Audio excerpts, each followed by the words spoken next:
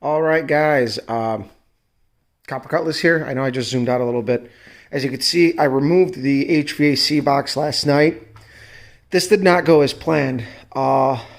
It was very brittle.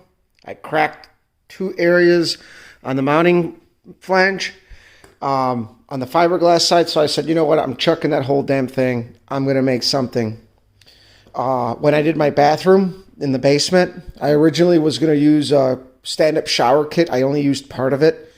And the vinyl sheets that came with it are going to be the perfect material to use to cover this up, but I'm not just going to go flat. We're going to fiberglass it. We're going to add some shape to it so that way it doesn't look stupid. I hate when people just put a big flat piece of sheet metal on there and it's got this fucking angle. It just looks like ass. So I'm going to do something to make this, and then at the top I'm going to add a shape to kind of make it seem like it's nosing out, and then at the bottom it's going to have a little less of a shape, because to make that slope you need to make a preform and it's going to be hard. So we're going to put some shapes and sheet over them with fiberglass, and I'll show you guys later once I cut that. Right now the first order of business I'm going to do is clean up this frame. I removed all the lines except for one brake line, which is okay in there. That one can stay in there for now. And then I cleaned up this side. I removed all of the fuel injection, fuel lines and everything were on the inside. That's actually all underneath the Cutlass. As I mentioned in the other video, I sold it. I actually found some extra fuel hose that is e-safe for the guy who's buying it.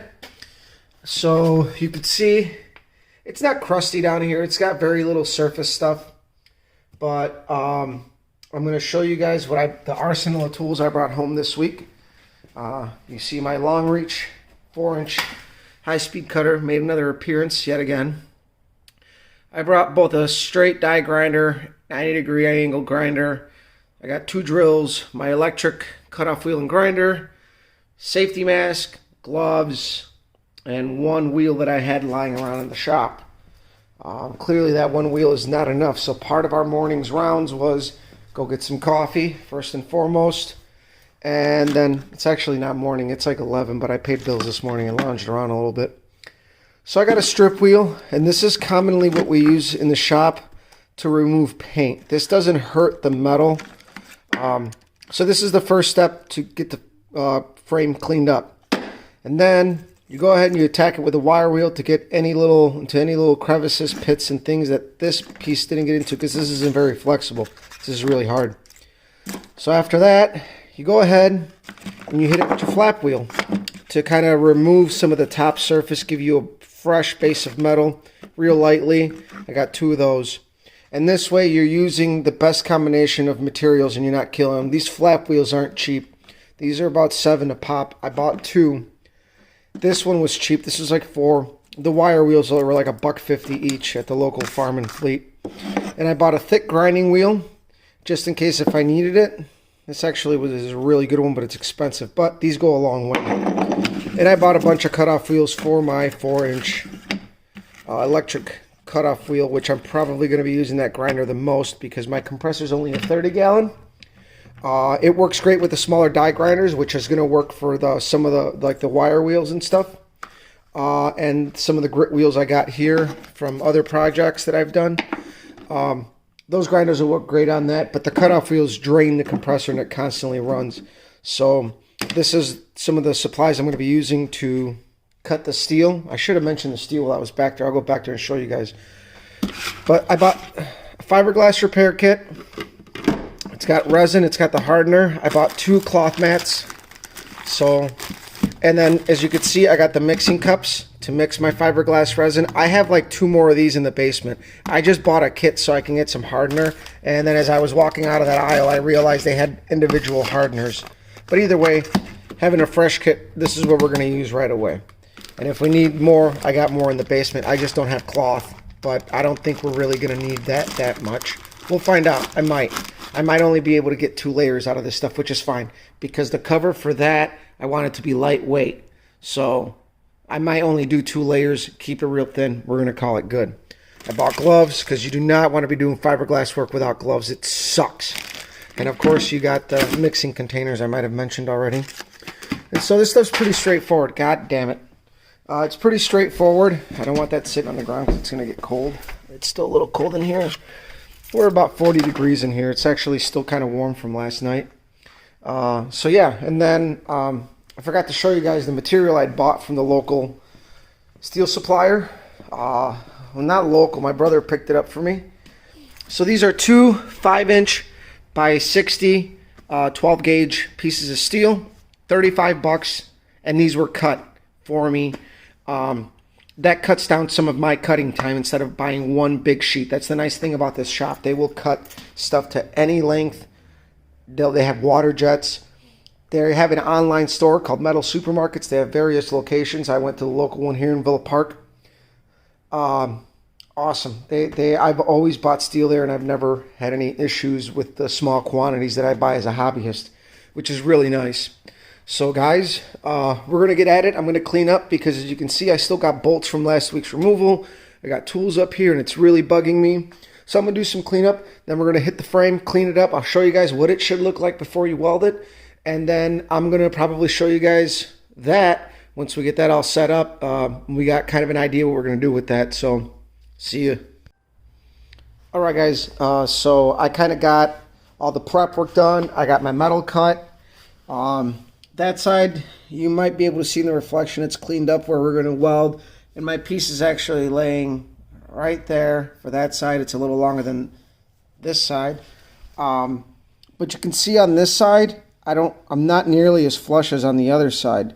The frame does have some contours. It's got some tapers. This is stamped steel. It's not perfect. So what we're going to do is we're going to weld the bottom where we need it, then weld the top, and then hammer these edges to match up with the top ridge, and we're going to weld it right there. So it'll be a hammer and weld and get it close, and we're going to weld it all up. And then obviously we're going to repair this, weld this up. I'm going to cut out a little section and weld in a section there. And then as I'm crawling around the car, I'm finding other little areas that need attention. Like this is where the bushing mounts. It's kind of, I don't know if it was cut or what the hell. My dad definitely did that. So I'm going to have to make a little patch for it so the bushing has a more positive spot.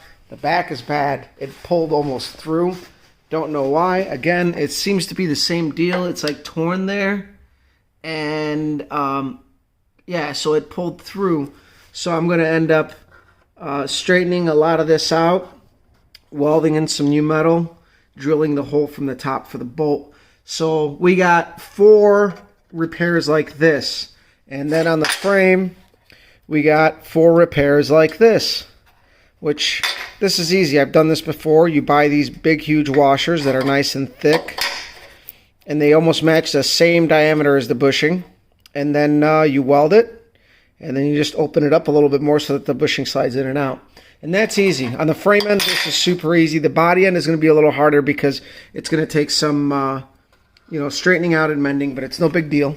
I'm going to make my templates here in a little bit. I've got my poster board, and I'm also going to make my template for the firewall. So this is where I'm at after a couple hours of work.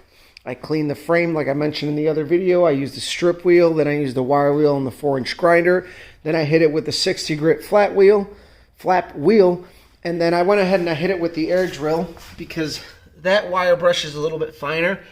It gets inside the pits a little bit better. So I got everything cleaned up as best as I absolutely could so we can have a successful time welding. And I also got to prep it by throwing welding primer on there.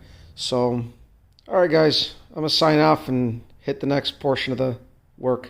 All right, guys, I'm kind of done for the day. I've been out here for like 5 hours cleaning, grinding, cutting. I made my template for the firewall. So my idea is I have some vinyl sheeting left from the my bathroom project I mentioned, I think, in the other video. And that's going to be our base material that we're actually going to fiberglass. And then, but along with the fiberglass, as you see, I got some shapes here. This is just an idea because I don't want to just put a flat piece of nothing here. I want some texture there. You see, you got bumps, little ridges, shit like that. I kind of want to do something like that with this. So I'm going to take some something that will something that the resin won't eat up, that I can fiberglass over. So I got to find some foam, a hard foam, something I can do that. But it's going to be something like this, something like this. Maybe we're going to change it up. I don't know. The first thing I'm going to have to do is cut that vinyl, and this is our template for that. And I did that, and then in the other segment there that is going to be earlier in this video, once I edit it, I made my pieces for the repairs that were needed, like up here. I'm sorry that I'm blinding you guys, but you can see this, like, I don't know what happened. It looks like it might have been cut to put it on there. Either way, these are the pieces, and they don't exactly sit like flat on there, so we're going to have to kind of do the same thing we're going to be doing on the frame, which is going to be like hammer it out as we're welding to get it to butt up. And it's going to add a little bit of thickness to the body, but it's not going to change the fitment. I did the same thing on the olds, and the body sits level. And these are the ones for the other area. Right there, you can see better, right where my finger's at.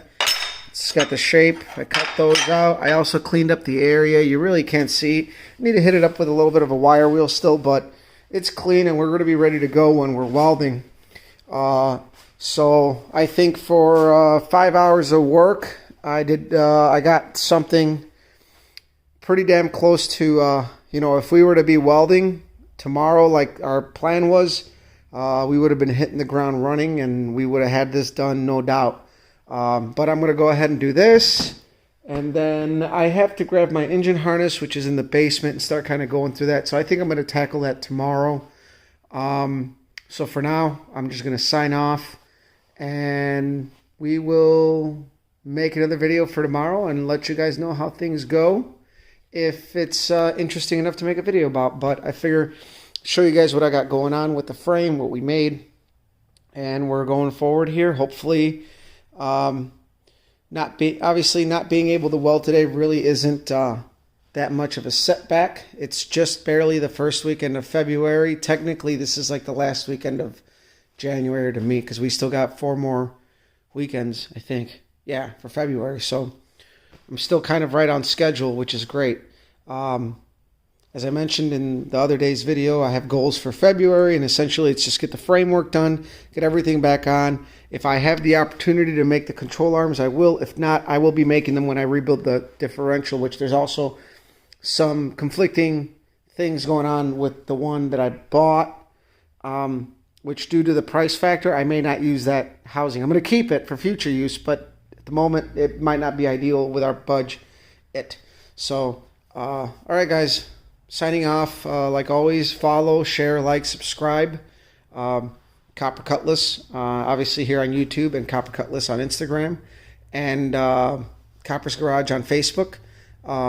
I post a bunch of pictures from what I take while I work, because I found out that recording while you work, you end up with a lot of dead time, and really, I get to show you guys the key things as I talk here. Let me know if that works out. But on Facebook and on Instagram, I definitely post up pictures of stuff that I've made, like the templates, the brackets, stuff like that. So, see you guys.